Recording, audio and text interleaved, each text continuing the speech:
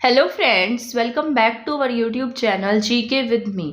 तो आज के इस वीडियो में हम पढ़ेंगे हिंदी पेडागोजी के कुछ क्वेश्चंस। ये आप एग्जाम पेपर जो देख रहे हैं ये सीटेट 2000 अभी जो 2023 में जो सीटेट का एग्जाम हुआ था उसकी ये हिंदी पेडागोजी के क्वेश्चन है। तो ना मुझे ऐसा लगा कि आपके लिए यूजफुल होंगे और ये प्रीवियस ईयर में पूछे गए हैं और इनका लेवल भी जो थोड़ा सा अप है, ठीक है ना। तो इसको आप पढ़ लेना, मतलब इसको मैं सोल्व करा दूंगी और आप अच्छे से इसमें ध्यान से सुनना, क्योंकि इसमें मैं आपको सारा एक्सप्लेन करके समझाने वाली हूँ। ये आपके लिए इंपॉर्टेंट रहेगा। आपको पता है हिंदी पेडागोजी मैंने आपको कंप्लीट करा दी है, इसके साथ साथ इंग्लिश पेडागोजी भी हमारी कंप्लीट हो चुकी है। सीडीपी की हमारी 7 आवर्स की एक मैराथन क्लास है। अगर किसी का मन करे देखने का तो वो देख सकता है, वहां से आपकी सारी रिवीजन हो जाएगी। मान लो किसी ने बिल्कुल भी नहीं पढ़ा है, अगर वो वीडियो भी देख लेता है तो भी उसके आसानी से 15 प्लस मार्क्स आ जाएंगे। अगर उसने बिल्कुल भी नहीं पढ़ी है तो अगर आपने पढ़ रखी है और आपकी रिवीजन हो जाएगी उससे, तो 25 प्लस मार्क्स आप उसके वहां से लगाकर चल सकते हैं। मोस्ट ऑफ सभी चैप्टर्स जो है वो वहां पर इंक्लूड है। तो 7 आवर्स की क्लास अगर किसी का मन करे तो देख सकता है, इसके साथ साथ आपकी वहां से रिवीजन भी हो जाएगी, तो ये आपको बेनिफिट मिलने वाला है। अब हम हिंदी पेडागोजी की ये क्लास स्टार्ट करेंगे। इसमें मैं आपको 15 क्वेश्चन कराऊंगी, इसके बाद इसके नेक्स्ट 15 क्वेश्चन नेक्स्ट क्लास में कराऊंगी। इसके साथ साथ ईवीएस की मैराथन कल देखने को मिलेगी आपको। ईवीएस के साथ साथ ईवीएस के क्वेश्चन आंसर्स की जो प्रीवियस ईयर में आए हैं वो सारे मैंने राइट डाउन किए हैं और वहां से आपको बहुत कुछ सीखने को मिलेगा। जिसका भी ईवीएस है, पीआरटी वाले जो है उनके लिए यूजफुल रहेगी, ठीक है। तो वो क्लास भी आप देख लेना। तो कल तो आपको मैराथन देखने को मिलेगी और आज आपको ज्योग्राफी की मैराथन और इसके साथ साथ ये जो मैं आपको करा रही हूँ क्वेश्चन सीरीज है। तो यहाँ पर आज आप पहला क्वेश्चन देख रहे हैं। एक अध्यापक ने विद्यार्थी, आपको पढ़ना कैसे, पहले आपको पूरी स्टेटमेंट पढ़नी है, ठीक है। फिर उसमें से आपको इंपॉर्टेंट पॉइंट ढूंढने हैं कि इसमें पूछा क्या गया है। तो आप एग्जाम में भी ऐसा ही करेंगे। सबसे पहले तो ये पूरी डेफिनेशन पढ़ेंगे, कि ध्यान से पढ़ेंगे कि क्या लिखा है। तो पहले हम इसको ध्यान से पढ़ते हैं। एक अध्यापक ने विद्यार्थियों के समूह में विभाजित किया, विद्यार्थियों को समूह में विभाजित किया और हाथियों पर कहानी पढ़ने से पहले उनके बारे में आयोजित प्रश्नोत्तरी में भाग लेने के लिए कहा। मान लो आप टीचर हो, और टीचर हो तो आप क्या करते हैं, आप जो बच्चे उनको ग्रुप्स में डिवाइड कर देते हैं और क्या कहते हैं कि हम स्टोरी पढ़ने से पहले कुछ प्रश्न आपसे पूछेंगे, उसमें आप पार्टिसिपेट करें, ठीक है। देखेंगे कि कौन सा ग्रुप उसके बारे में बताएगा। तो यहाँ पर इसका जो आंसर है वो क्या होगा, मतलब यहाँ पर जो टीचर है वो क्या करने की कोशिश कर रहा है। यहाँ पर वो पाठ्य वस्तु की समीक्षा लिखने के लिए कह रहा है, उनकी स्मृति का परीक्षण कर रहा है, सहपाठी पृष्ठ पोषण कर रहा है या टॉपिक के प्रति रुचि पैदा कर रहा है। तो यहाँ पर इसका जो आंसर है वो आंसर नंबर 1 है, पाठ्य वस्तु की समीक्षा लिखना। यानी कि वो उनसे उनकी राय जानना चाहता है। तो अगर मान लो उनसे प्रश्न पूछ रहा है तो इंटरेस्ट तो वो कैसे भी क्रिएट कर सकता है, इंटरेस्ट तो वो खुद से स्टोरी बताकर भी उनमें क्रिएट कर सकता है, लेकिन यहाँ पर वो क्या कर रहा है, उनकी राय व्यक्त कराना चाहता है। तो इसका मतलब क्या है, मतलब जैसे पाठ्य वस्तु की समीक्षा लिखना का मतलब होता है उनकी राय व्यक्त करवाना, कि वो उस विषय के ऊपर क्या सोच रहे हैं, तो उनकी राय सुनना चाहता है टीचर। तो यहाँ पर इसका आंसर क्या होगा, पाठ्य वस्तु की समीक्षा लिखना। स्मृति का परीक्षण, मेमोरी वैसे भी नहीं होगा, ठीक है। सहपाठी परीक्षण होता है, मतलब सहपाठी परीक्षण का मतलब ये होता है कि आप पीयर ग्रुप में क्या करेंगे, उन बच्चों का मूल्यांकन कराएंगे। एक सहपाठी अपने दूसरे सहपाठी का क्या करेगा, मूल्यांकन करेगा। तो वो क्या होगा, सहपाठी पृष्ठ पोषण होगा, फीडबैक होगा एक तरीके का। टॉपिक के प्रति रुचि पैदा करना नहीं होगा इसका आंसर, क्योंकि यहाँ पर इंटरेस्ट तो वो कैसे भी क्रिएट कर सकता है, ना कि प्रश्नोत्तरी कराएगा। प्रश्नोत्तरी इसलिए कराई जाएगी ताकि वो उनकी समीक्षा लिख सके पाठ्य वस्तु की, कि उनकी राय क्या है उनको व्यक्त करा सके। तो पहले क्वेश्चन का आंसर क्या है, पाठ्य वस्तु की समीक्षा लिखना। इसके बाद हम सेकंड पर चलते हैं। भाषा की कक्षा में एक विद्यार्थी अवरोध पैदा कर रहा है। मान लो आपकी क्लास में एक स्टूडेंट है और वो ऐसे बार बार मतलब प्रॉब्लम क्रिएट करता है, तो आप उसके साथ में कैसा व्यवहार करेंगे, उसका समाधान खोजने के लिए उसके अभिभावकों पर निर्भर रहेंगे। तो ना आपको जहां पर भी ये दिखाई दे ना अभिभावकों पर निर्भर रहेंगे, तो ये बिल्कुल भी उसका आंसर नहीं होगा, ठीक है। तो ये एक तरीके की आप ट्रिक भी लगा सकते हैं। जिस भी क्वेश्चन में आपको ऐसा दिखाई देगा कि आप अभिभावकों पर निर्भर रहेंगे या फिर प्रशासन को उसके बारे में बताएंगे, तो ऐसे क्वेश्चन के चांसेस जो है ना वो बहुत कम रहते हैं। तो सबसे पहले वाला तो वैसे ही कैंसिल हो गया। फिर विद्यालय प्रशासन को इस विद्यार्थी के बारे में अभी नहीं बताएंगे, ये फर्स्ट स्टेप नहीं होगा। उद्यमी विद्यार्थियों पर ध्यान देना चाहिए, तो ऐसा भी नहीं होगा, ठीक है। इसके बाद है बच्चों को समाधान खोजने के लिए कहना। तो सबसे पहले हम क्या काम करेंगे, सबसे पहले यही करेंगे। मान लो कोई बच्चा शरारत कर रहा है तो क्या कहेंगे, उन बच्चों को आपस में कहेंगे कि इससे पूछो उसको क्या प्रॉब्लम है, ठीक है, समाधान खोज कर लाएंगे बच्चे। अगर मान लो बच्चों के कहने के बाद भी नहीं मानता है तो सेकंड स्टेप होगा कि हम प्रशासन को क्या करें, उसके बारे में सचेत करें। जैसे प्रिंसिपल को भी बोल देती है टीचर्स कि ये बच्चा अच्छे से काम नहीं कर रहा है, तो वो सेकंड स्टेप होता है। लेकिन अगर फर्स्ट स्टेप की बात की जाएगी तो बच्चों को समाधान खोजने के लिए कहना चाहिए, ये इसका फर्स्ट स्टेप होगा। इसके बाद अगर फिर भी बच्चा नहीं मानता है तो हम क्या करेंगे, फिर प्रशासन के पास जाएंगे। तो हो गया आपका सेकंड क्वेश्चन भी। इसके बाद हमारा थर्ड क्वेश्चन है, विद्यार्थी किसी विचार बिंदु पर मानस मंथन करते हैं, संयोजन करते हैं, प्रारूपण करते हैं, संपादन करते हैं और अनंत अपनी कार्य की पुनरावृत्ति करते हैं, तो ये कौन सा कौशल प्रतिबिंबित होता है। तो मैंने आपको बताया था 4 प्रकार के हमारे कौशल होते हैं, सु, बो, प, ली। ये मैंने आपको बताया था ना, सुनना, बोलना, पढ़ना, लिखना, ये मैंने आपको कहा था, ठीक है ना, ये मैंने आपको सारा समझाया था। तो यहाँ पर अब देखिए ये कह रहा है कि विचार बिंदु पर मानस मंथन करेंगे, उसको संयोजित करें, उसका प्रारूप कैसे करेंगे, ताकि वो कुछ ना कुछ लिखेंगे। संपादित करना भी क्या होता है, जैसे न्यूज़पेपर वाला है वो संपादित करता है चीजों को, तो क्या करता है, मतलब वो लिख कर बताता है।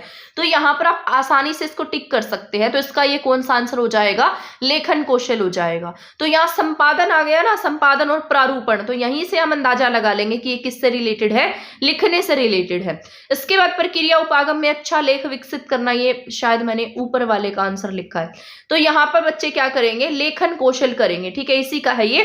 तो अच्छा लेख विकसित करना लेखन कौशल से रिलेटेड है, ये प्रारूप तैयार करना और संपादन करना। इसके बाद नेक्स्ट पर चलते हैं हम। नेक्स्ट क्वेश्चन है हमारा, पठन और लेखन कौशल प्राथमिक स्तर पर समालोचनात्मक चिंतन में मदद करते हैं। समालोचनात्मक चिंतन पठन और लेखन का उप कौशल है।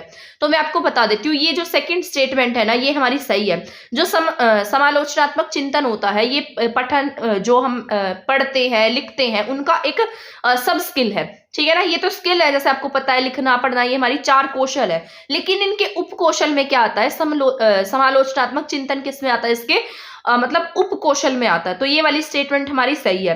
जो हम ये समालोचनात्मक चिंतन का यूज करते हैं ना, ये ना प्राइमरी लेवल पर यूज नहीं करते, यहाँ पर हम आलोचनात्मक चिंतन का प्रयोग करते हैं। ये ऐसा बताता जाता है, मतलब यहाँ पर चिंतन के साथ साथ समस्या की जो एक यहाँ पर लिखा है आलोचनात्मक चिंतन साथ साथ चलता है। यहाँ पर किसी समस्या को एक से अधिक दृष्टिकोण से देखा जाता है। तो ये जो आलोचनात्मक चिंतन है, ये यहाँ पर इस बच्चों के साथ में प्राथमिक लेवल पर चलता है। यहाँ पर क्या देखा जाता है, जो प्रॉब्लम होती है बच्चे की, उसको अलग अलग दृष्टिकोण से हम देख सकते हैं और उसमें हेल्प कर सकते हैं। तो यहाँ पर जो समालोचनात्मक चिंतन है, ये क्या है, सब स्किल है, पर ये प्राइमरी लेवल पर हम यूज नहीं करते हैं। प्राइमरी लेवल पर आलोचनात्मक चिंतन का यूज किया जाता है। तो ये पॉइंट आपको याद रखना है, ठीक है। समालोचनात्मक चिंतन जो है वो क्या होती है, एक सब स्किल होती है पढ़ने और लिखने की। यहाँ पर इसका यूज हम प्राइमरी लेवल पर नहीं करते। तो ये वाला क्वेश्चन भी आपका यहाँ पर इसका आंसर हो जाएगा ए गलत है, लेकिन आर क्या है हमारे पास में सही स्टेटमेंट है। इसके बाद नेक्स्ट क्वेश्चन पर चलते हैं, भाषाई कौशल सीखने का सबसे उपयुक्त तरीका क्या है। तो ये मैंने आपको बताया था, समावेशित युक्तियों के माध्यम से हम क्या सीख सकते हैं, भाषा कौशल सीख सकते हैं। तो इसमें क्या क्या आते हैं, सु, बो, प, ली, ठीक है।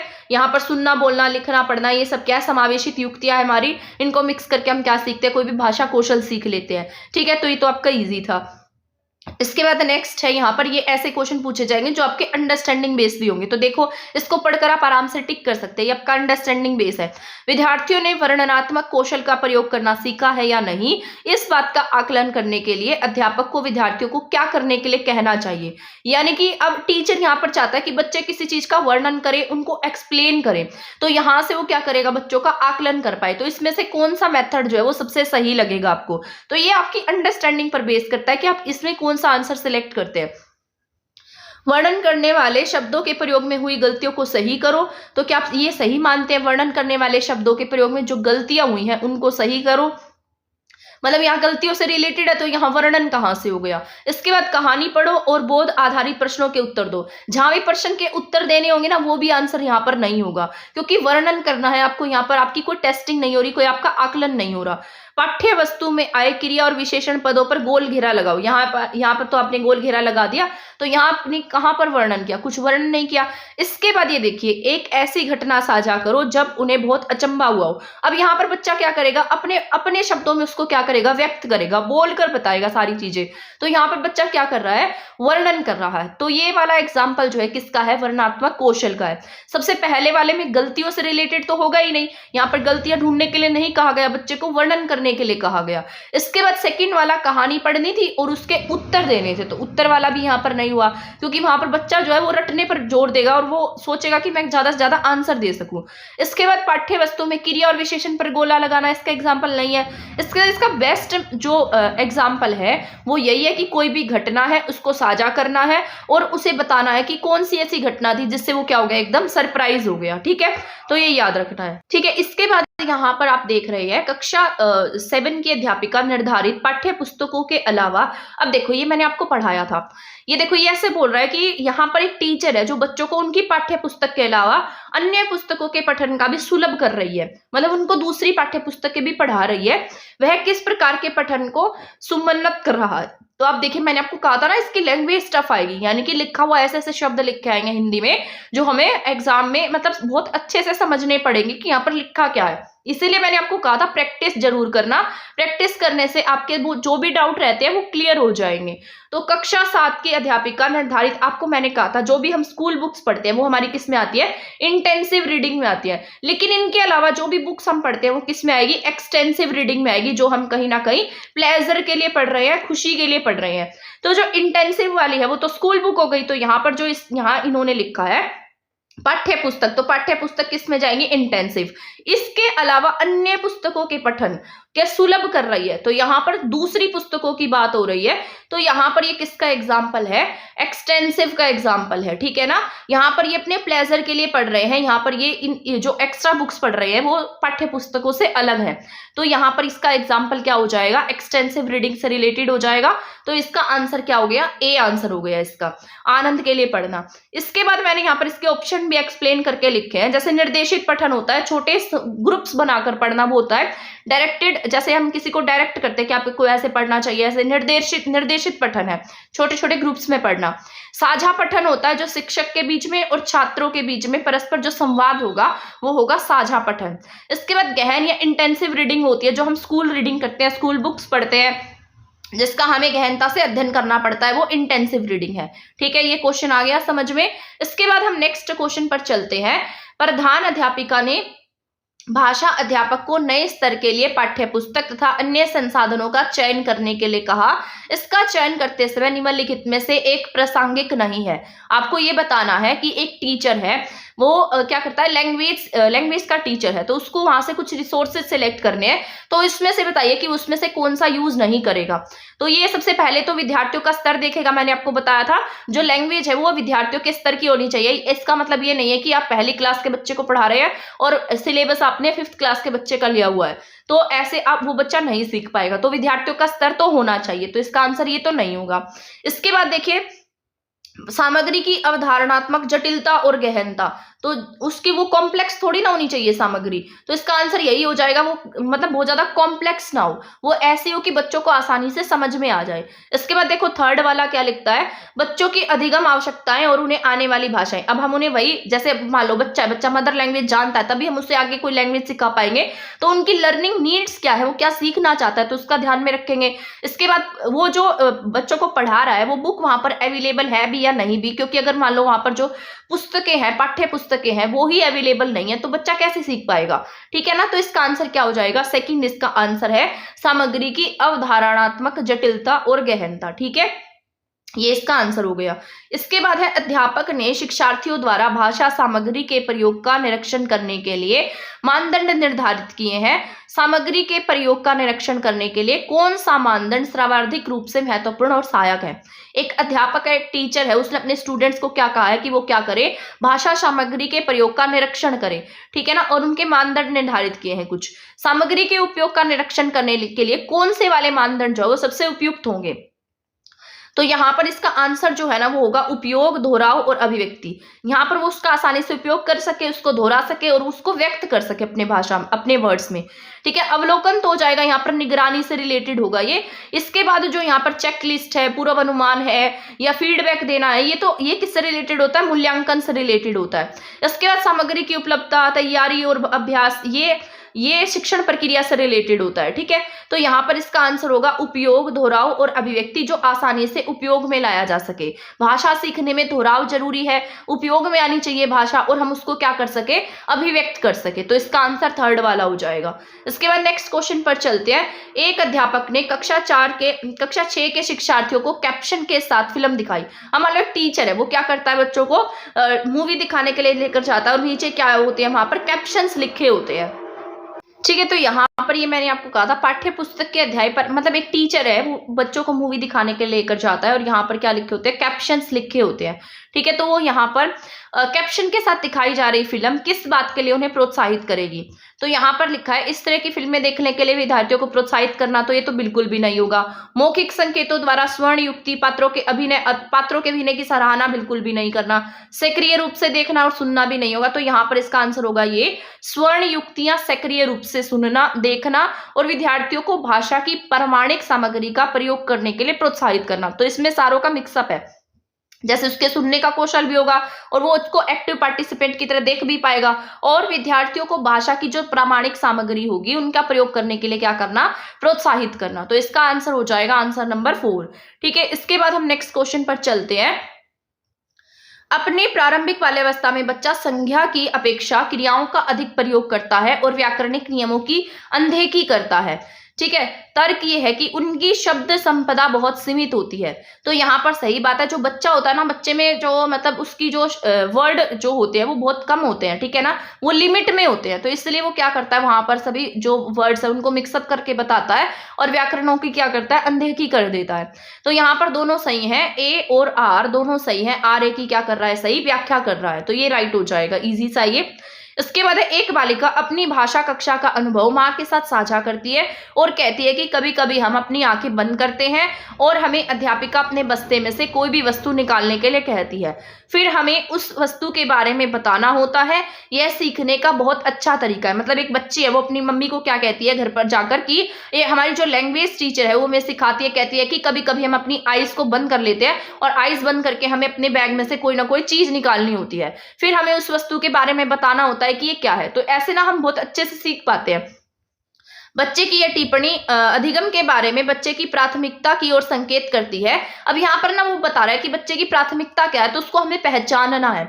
यहाँ पर ये लिखा गया है जब मैं देखकर नकल करती हूँ तो भाषा प्रयोग अच्छी तरह से याद कर लेती हूँ, तो ऐसा बिल्कुल भी नहीं होगा क्योंकि वहां पर क्या कर रही है, उसकी आइज बंद करा दी गई है। इसके बाद जब मैं देखती हूँ तो भाषा प्रयोग अच्छे से याद कर लेती हूँ, तो यहाँ पर ये वाला भी नहीं होगा। जब मैं सुनती हूँ तो भाषा प्रयोग अच्छे से याद कर लेती हूँ, यहाँ पर इसका आंसर है जब मैं कुछ करती हूँ तो भाषा प्रयोग अच्छी तरीके से याद कर लेती हूँ, क्योंकि यहाँ पर उसने अपनी आइज को क्या किया हुआ है, ढका हुआ है। इसके बाद वो क्या कर रही है, बैग में से कुछ निकाल रही है। आंख ढकने के बाद क्या कर रही है, बैग से कुछ निकाल रही है, तो इसका मतलब कुछ काम कर रही है। अब वहां पर वो कुछ सुन रही है, जैसे कि उसकी टीचर कुछ बोलती है तो बैग में से ये निकालिए, तो वो क्या करती है, वहां पर सुनती है। सुनने के बाद वो क्या करती है, उन चीजों को उसको क्या हो गया है, पता लग गया है। ठीक है, मतलब उनको फाइंड आउट कर लेती है। तो यहाँ पर लिखा है आंख ढकना, बैग से कोई वस्तु निकालना, ये संवाद दृष्टि है, तो ये इसका आंसर हो जाएगा। ठीक है ना, तो यहाँ इसका आंसर है जब मैं कुछ करती हूँ तो भाषा प्रयोग को अच्छी तरीके से याद कर लेती हूँ। यहाँ पर वो कोई ना कोई एक्टिविटी में कर रही है, यानी कि काम कर रही है, यहाँ पर वो फाइंड आउट कर रही है। तो इसका आंसर क्या होगा, जब मैं कुछ करती हूँ तो भाषा प्रयोग को अच्छे से याद कर लेती हूँ। यहाँ केवल सिर्फ वो सुन नहीं रही, सिर्फ वो देख नहीं रही, सिर्फ वो नकल नहीं कर रही। ठीक है, जब वो कोई ना कोई एक्टिविटी में इन्वॉल्व है, यानी कि उसकी टीचर उसे हर चीज का जो वो यूज करना सिखा रही है।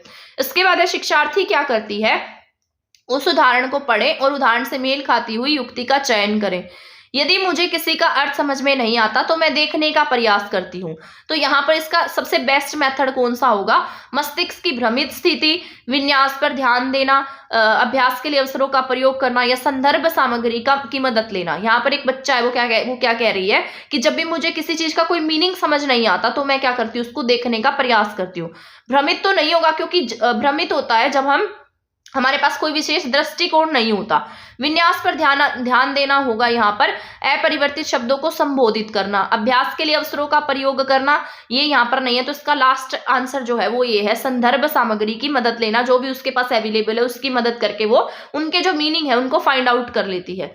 इसको याद कर लेना है। इसके बाद है नैदानिक परीक्षणों का प्रयोग। किसके आगे मैंने आपको बताया था, नैदानिक परीक्षण होते हैं, जैसे रेमेडियल टीचिंग है, डायग्नोसिस टेस्ट है, ये सारा मैंने आपको समझाया था, ठीक है ना। तो ये नैदानिक परीक्षणों का प्रयोग किसके आकलन के लिए किया जाता है, शिक्षार्थियों की उपलब्धियों में क्रम में श्रेणीबद्ध करना, तो ये इसका आंसर नहीं होगा। मैंने आपको बताया था ये मूल्यांकन की टेक्निक होती है, जिसका यूज हम किस लिए करते हैं, बच्चे की जो कमजोरी है उसका स्तर का पता लगाने के लिए करते हैं कि बच्चे ने कहाँ तक कितना सीखा है, ठीक है ना। बाद में हम उसकी क्या करते हैं, रेमेडीज करते हैं, यानी कि अगर मान लो उसको कोई प्रॉब्लम है तो हम उसका उपचार करते हैं। ये डायग्नोसिस टेस्ट है, यहाँ से हम फाइंड आउट करते हैं कि बच्चे ने क्या गलतियां की हैं, कितना सीखा है। तो यहाँ पर ये क्या बताएगा, बच्चे के मजबूत और कमजोर बिंदुओं को बताता है। तो इसका आंसर क्या हो जाएगा, शिक्षार्थी के भाषा के मजबूत और कमजोर बिंदुओं का पता लगेगा। इसके बाद निपुणता परीक्षण होता है। निपुणता परीक्षण का मतलब होता है कि हमने जो भी सीखा है वो हमारा स्तर कहाँ तक गया है, ठीक है ना। तो इसका आंसर होगा भाषा का वह स्तर जहां तक विद्यार्थियों की पहुंच बन गई है वो किस में आएगा, निपुण परीक्षण में आएगा, ठीक है। तो आपको इतना याद रखना है। ये पैसेज तो आपको खुद ही सोल्व करना पड़ेगा, इसको तो मैं क्या ही सोल्व करके बताऊंगी, बस मैं पढ़ूंगी और इसके आंसर दे दूंगी, एंड देन इसका कोई फायदा भी नहीं है। ये आपको अपने आप से करना है, ठीक है। तो यहाँ तक के 15 क्वेश्चन जो है ये सीटेड प्रीवियस ईयर के क्वेश्चन है, तो आपके एस्टेट में भी काम आ सकते हैं, क्योंकि ये जो ऑफलाइन पेपर था ना सीटेड का, वो बहुत मतलब एक तरीके से आप कह सकते हैं ऑनलाइन पेपर की बजाय आपका ये पेपर जो है थोड़ा सा टफ रहा था। और आप यहाँ पेडागोजी का लेवल भी देख सकते हैं। तो यहाँ पर पेडागोजी का लेवल भी अच्छा है। ये आपके पीजीटी लेवल हो सकता है, टीजीटी पीजीटी हो सकता है, पीआरटी वालों के लिए भी यूजफुल रहेगा, ठीक है ना। तो तीनों ही लेवल के लिए इंपॉर्टेंट है। तो आपके सीटेट के लिए भी इंपॉर्टेंट है। अगर मान लो आप सीटेट देने जा रहे हैं आगे, तो ये बहुत यूजफुल क्लास आपके लिए। ऐसे ही 15 क्वेश्चन और है वो मैं आपको इसके कराऊंगी। एंड देन जो प्रीवियस ईयर में जितनी पेडागोजी के क्वेश्चन आए सारे लिखकर मैं आपको एक स्टेटमेंट में उनके कंसेप्ट भी बताती जाऊंगी और साथ साथ क्वेश्चन भी सोल्व कराती जाऊंगी कि कौन सा क्वेश्चन पूछा गया था। ऐसे ही ईवीएस में करने वाली हूं मैं, तो आप चैनल के साथ बने रहिएगा। अगर मान लो आपने सीडीपी वाली मैराथन नहीं देखी है तो देख सकते हैं, या आपने हमारे कोई और जैसे क्लासेस हिंदी इंग्लिश पेडागोजी की नई क्लासेस देखी है तो वो भी आप देख सकते हैं। तो आपके लिए यूजफुल रहने वाली है ये क्लास, जरूर से जरूर देख लेना, ठीक है। यहाँ से आपको एक आइडिया मिल जाएगा। तो मिलेंगे नेक्स्ट क्लास में, तब तक के लिए चैनल के साथ बने रहें। थैंक यू, धन्यवाद।